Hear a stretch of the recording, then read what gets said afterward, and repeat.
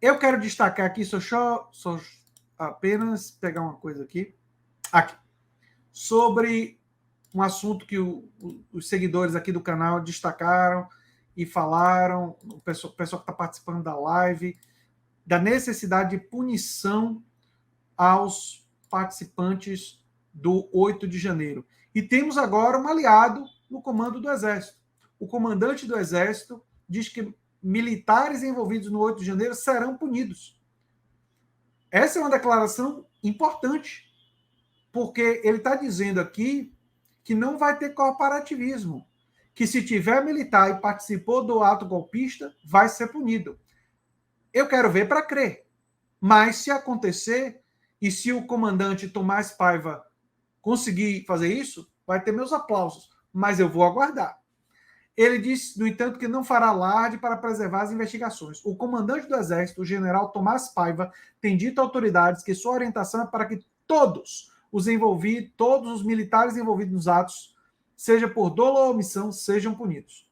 A força está conduzindo apurações internas, além das que devem ocorrer na justiça. Segundo Paiva tem afirmado, a regra será não poupar ninguém. E não pode mesmo, não. Ele pondera, no entanto, que também não pretende fazer alarde. E não é para fazer alarde. A investigação deve acontecer, os militares responsáveis devem ser identificados e devem ser processados. E quando isso acontecer, deve ter uma nota na imprensa indicando quem está sendo processado, quem foi exonerado, quem foi preso e por que foi preso. Não precisa fazer arruacéu em relação a isso, mas é bom saber as pessoas que fizeram isso e que elas estão sendo punidas por isso. A própria lei determina sigilo de apurações. Como eu disse, enquanto a apuração está acontecendo, tem que ter sigilo. Mas depois que tiver uma investigação terminada e o processo rolando e até punições já começando a acontecer, aí sim, né?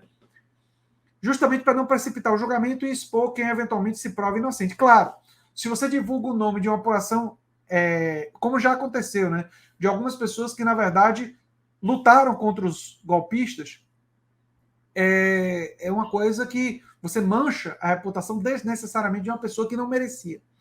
O general Tomás tem buscado as autoridades de outros poderes com o intuito de distincionar as relações entre os militares e as demais instituições. O ministro que esteve com ele recentemente relata que a sensação foi de que o comandante quer deixar claro que o tempo de hostilidades ficou para trás. Na justiça, há um cenário de incerteza sobre as ações envolvendo militares, que pode resultar em atrito com o governo de Lula e com o ministro Alexandre de Moraes do Supremo Tribunal Federal.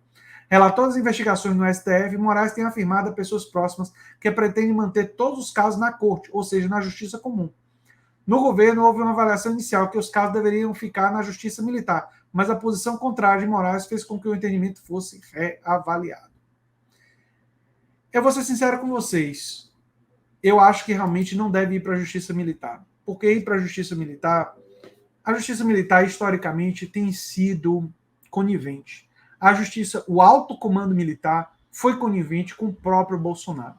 O Bolsonaro, quando planejou aquele ato terrorista lá atrás, que levou a ele ser aposentado como capitão, a primeira comissão dos militares indicava punição. Mas aí, o alto comando, os generais, abafaram o caso. Aposentaram ele como capitão. E esse jeitinho brasileiro, esse botar para debaixo do pano, custou muito caro ao Brasil. Pode ter custado mais de 300 a 400 mil vidas na pandemia. Porque se não fosse Bolsonaro ou um negacionista na presidência da República, com certeza a condução da pandemia teria sido diferente. E com a condução diferente, milhares de vidas teriam sido salvas. Para não falar, evitar a crise humanitária dos Yanomamis, a situação das queimadas na Amazônia seria diferente. Então, a justiça, o alto comando da justiça militar no Brasil tem uma dívida, tem um débito com o Brasil que é muito grande por causa desse e outros erros. Vale a pena lembrar que é uma justiça que também não puniu adequadamente os torturadores da ditadura militar. E esse é um dos motivos pelos quais o Brasil não tem, na sua população, uma consciência de como é terrível uma ditadura e como a experiência da ditadura militar tem que ser rechaçada. Nós temos, infelizmente, viúvas da ditadura militar. Nós temos, infelizmente, entre os bolsonaristas, pessoas que relativizam o horror e a monstruosidade que foi a ditadura. E isso se deve, em parte, a uma falta de punição aos criminosos da ditadura. Se deve, em parte, à anistia. Grande parte à anistia. E é por isso que o grito dos democratas, o grito daqueles que hoje querem justiça, é sem anistia. O grito do sem anistia, ele é um grito que tem, fundamentalmente, uma conexão histórica. Ele é um grito que busca reparar o erro histórico da anistia. Ele reflete sobre esse erro e diz: ditadura nunca mais, sem anistia. Isso é fundamental para o futuro do Brasil, para o futuro do Brasil enquanto democracia, enquanto nação, enquanto república.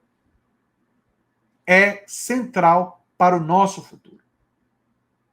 E eu espero, de verdade, que as autoridades e as instituições, a sociedade civil organizada, se levante e esteja com a clareza do tamanho e da envergadura da sua missão para esse momento histórico.